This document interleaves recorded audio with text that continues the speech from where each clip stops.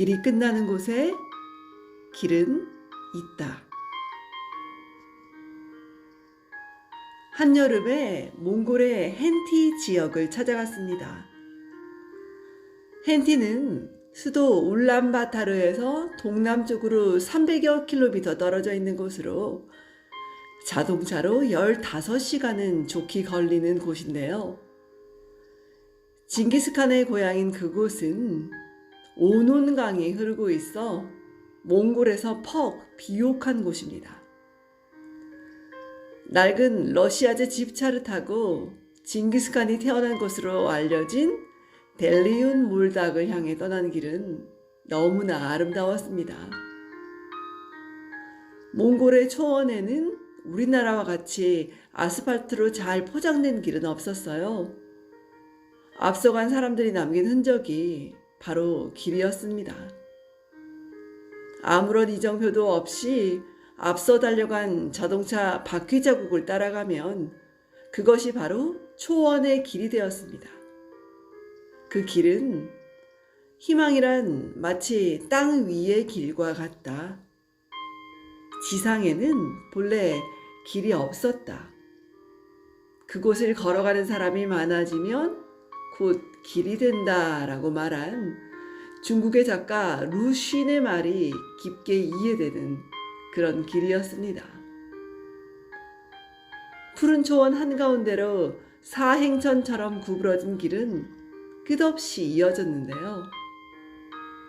산을 하나 넘으면 길은 다시 또 나타나 아름다웠습니다.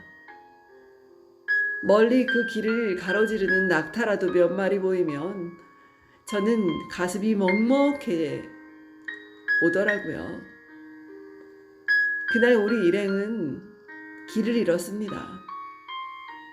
운전기사가 그만 길을 놓치고 만 것입니다. 몽골의 여름은 밤 10시가 지나야 해가 지는데 해가 질 때까지 길을 찾지 못하고 캄캄한 어둠 속을 헤매고 있었어요. 우리나라라면 아무리 시골길이라 해도 가로등과 표시등에 의해 길을 찾을 수 있지만 그곳엔 불빛 한 점 찾아볼 수 없었습니다. 그야말로 암중모색이었는데요. 새벽 2시가 돼도 길을 찾지 못하고 이리저리 캄캄한 초원의 밤을 헤맸습니다. 이러다가 잠 한숨 못 자고 꼬박 차에서 날 새기를 기다려야 할지도 모른다 싶어서 저는 갈수록 피곤에 시달렸습니다. 더구나 언제 연료가 떨어져 차가 멈출지 모르는 상황인데도 운전사는 무엇이 그리 즐거운지 노래까지 불러가며 아주 여유만만한 모습이더라고요. 그때 횃불을 들고 말을 탄 사람 몇 명이 우리 곁으로 다가와 소리쳤습니다. 그들은 그 근처에서 유목 생활을 하는 이들로 우리가 필시 길을 잃었다고 생각하고 달려온 모양이었어요. 별들만 찬란하게 빛나는 초원의 밤에 자동차 불빛 하나가 이리저리 헤매는 모습은 쉽게 드러날 수밖에 없었을 겁니다. 우리는 그들이 가르쳐준 방향으로 차를 몰아 결국 새벽 3시가 넘어서야 통나무로 만든 여행자 숙소를 찾게 되었는데요.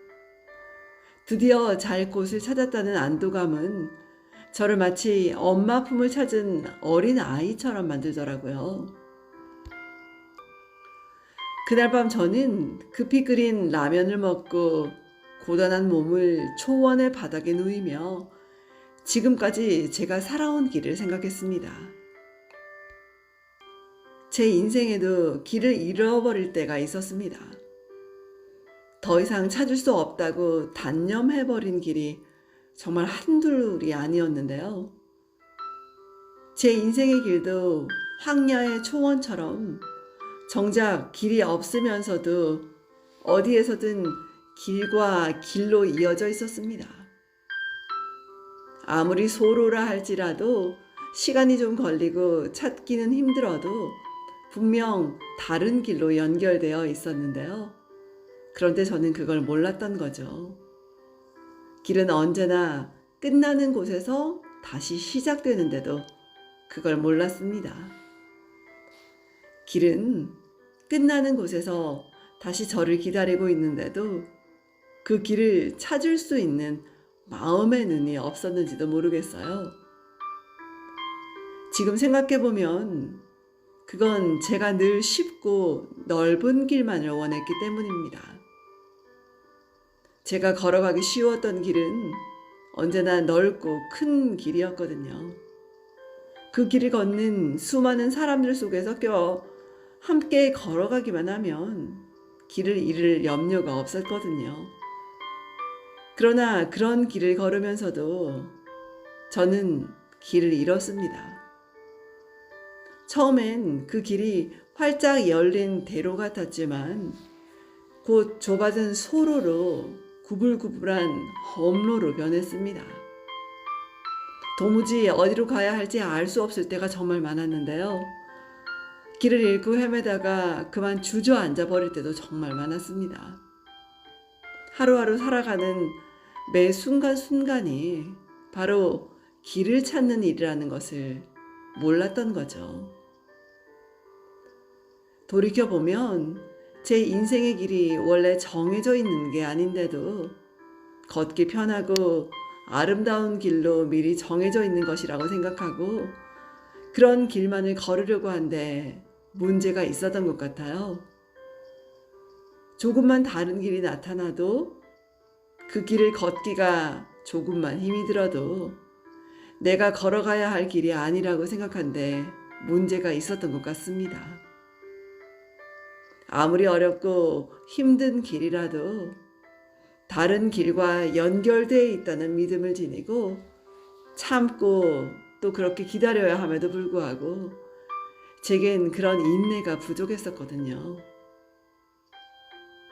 길이 끝나는 곳에 길은 있습니다. 갈 때까지 가서 더 이상 갈 곳이 없다고 생각될 때 길은 새로운 길을 어머니처럼 가슴에 품고 있습니다. 지금 시작이라고 생각했던 것들이 바로 끝이 되고 지금 끝이라고 생각했던 것들이 다시 시작이 됩니다. 길을 잃는다는 것은 곧 길을 찾게 된다는 것을 의미하는데요. 이제 다 끝났다고 생각되는 순간에 다시 시작하는 첫 걸음을 내디딜 수 있는 길이 놓여 있다고 합니다. 그날 아침 잠깐 눈을 붙이고 일어나 통나무 숙소 주변을 살펴보았는데요. 온통 에델바이스 천지였습니다. 우리나라에서는 설악산에서조차 찾기 힘든 거의 멸종 위기에 처한 에델바이스가 그곳엔 지천으로 깔려 아름다웠는데요. 저는 에델바이스가 피어난 들판과 자작나무가 빽빽한 초원의 숲길을 산책하며 제 인생의 길을 묵상했습니다. 아마 인간의 불빛조차 하나 없는 초원의 어둠 속에서 그날 그 길 찾기를 포기했더라면, 그리고 날이 밝으면 다시 떠나자고 자동차 시동을 끄고 새우잠이라도 청했더라면 에델바이스가 무더기로 피어난 초원의 아름다움은 아마 볼 수 없었을 것입니다. 밤을 헤매며 갔던 길을 몇 번이나 다시 되돌아 나오면서 그래도 포기하지 않고 길을 찾았기 때문에 눈부시게 밝아온 아침이 그토록 더 소중하고 아름다웠을 테지요. 저의 시 봄길을 읽으며 함께 인생의 길에 대해 묵상하는 시간을 갖고 싶습니다. 길이 끝나는 곳에서도 길이 있다. 길이 끝나는 곳에서도 길이 되는 사람이 있다. 스스로 봄길이 되어 끝없이 걸어가는 사람이 있다. 강물은 흐르다가 멈추고 새들은 날아가 돌아오지 않고 하늘과 땅의 모든 꽃잎은 흩어져도 보라, 사랑이 끝난 곳에서도 사랑으로 남아있는 사람이 있다. 스스로 사랑이 되어 한없이 봄길을 걸어가는 사람이 있다. 이상 내 인생의 용기가 되어준 한마디 책을 낭독해 보았습니다.